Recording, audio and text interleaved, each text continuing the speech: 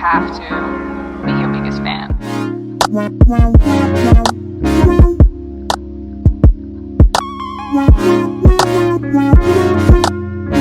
Hi everyone, welcome to my YouTube channel. My name is Nikki, aka Ada Canada, and thank you so much for coming on this channel. Guys, first of all, I do want to apologize. I didn't upload a video last week. I was really busy. I have been very busy, bruh. It's a lot going on in my life right now. There's so many things going on, so many things are happening behind the scenes, and I know that I always say this, but trust me, it's true, okay? I'm dealing with a lot right now, and whew. Okay, so for this video today, I wanted to make it like an update kind of video. I don't think I've ever done this kind of video before, but this is going to be a first time. One of you guys, my subscribers, sent me this story, this information with the links, and asked me to address it and talk about it. And I was like, okay, come through, proactive subscribers. Like, I love it when people are always thinking far ahead and, you know, always thinking about me and remembering me in whatever it is that they're doing. For today's video, this is going to be an update from IRCC regarding study permits. The topic of this story, I'm going to be reading it from, you know, the news link that I have, is that the federal court rules that tuition does not need to be paid for study permit applications. The case of Tehrani versus Canada has positive implications for international students.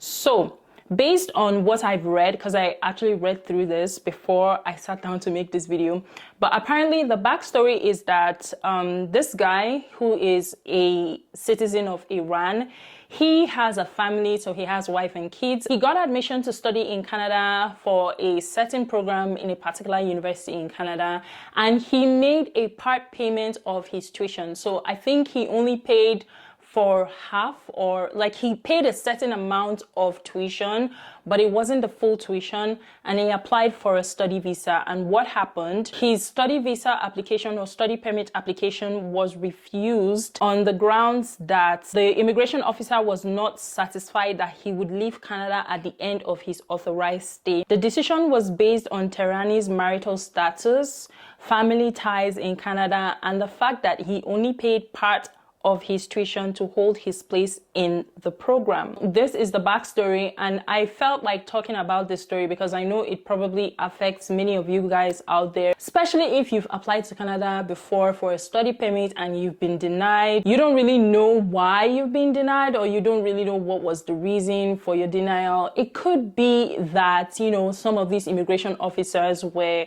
given the denial for study permits just on the basis of the fact that you haven't paid your full tuition. And I know I've gotten this question before from so many of you guys asking me, if I have admission, do I need to pay the complete tuition fee before I come into Canada? And I have told many of you no, that paying full tuition is not mandatory before you can get a study permit. In my case, I didn't even pay anything. I did not pay any tuition until I got into Canada. So I was able to get a study permit and a study visa. And I know that this is the case with so many other people out there who have come through the study route in Canada. And so going by that experience, my experience and the experience of other people, I just felt like, no, it's not mandatory to pay your complete tuition. So this case is quite unique to me because I've never seen anybody who has paid part tuition and been denied a study permit. I decided to dig in further, and yeah, apparently the court explained, according to Immigration and Refugee Protection regulations, an applicant only needs to establish that they have been accepted into a program of study. The applicant does not need to prove that any or all tuition has been paid. Rather, the Immigration and Refugee Protection regulations only requires the individual to prove that they have the financial ability to pay for tuition and other expenses. So in the case of Tehrani, which is the Iranian citizen versus Canada, I guess this guy took them to court. The officer erred, by officer I mean immigration officer, the officer erred by using the fact that Tehrani did not pay his full tuition as cause for refusing his study permit application.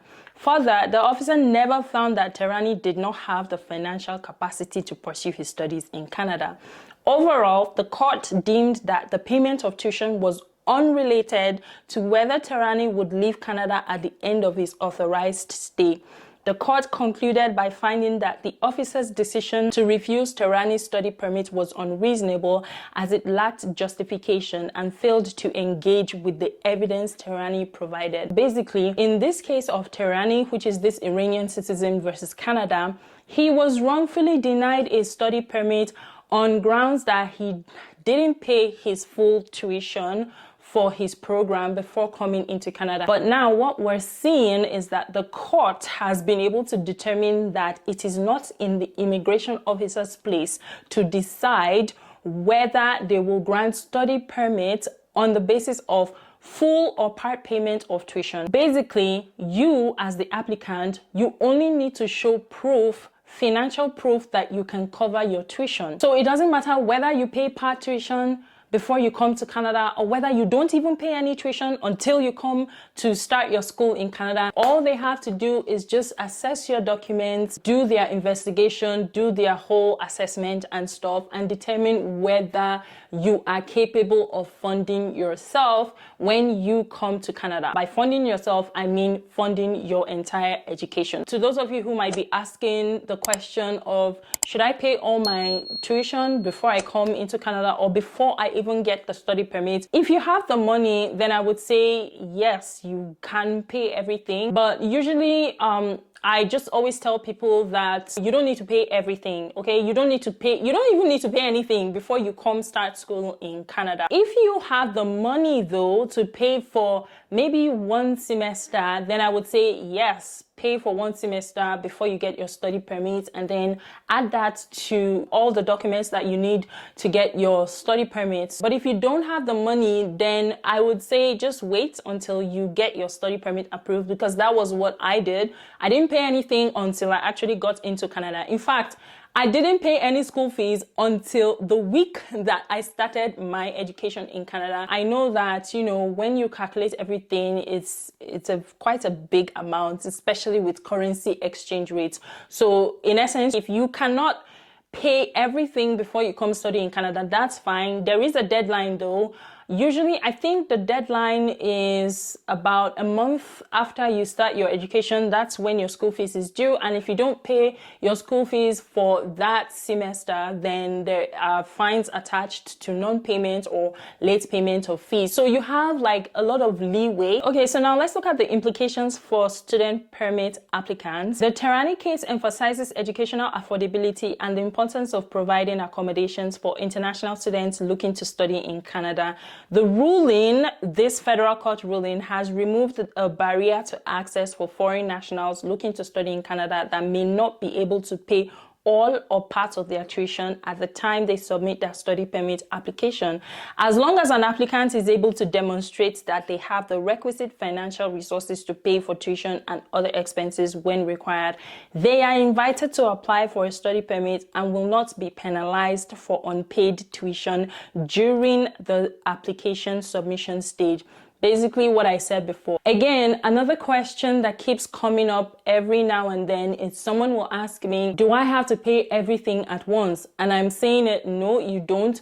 You can pay your tuition on a per semester basis. Now, unfortunately, Canada is not like the UK where they have installmental plans. Say, for example, if your tuition is £21,000, you pay an initial deposit of £5,000, and then when you come to the UK, you pay the remaining balance in installmental payments every month. Canada does not operate like that the way the UK does. So in Canada, you don't have to pay your entire tuition for the year at once.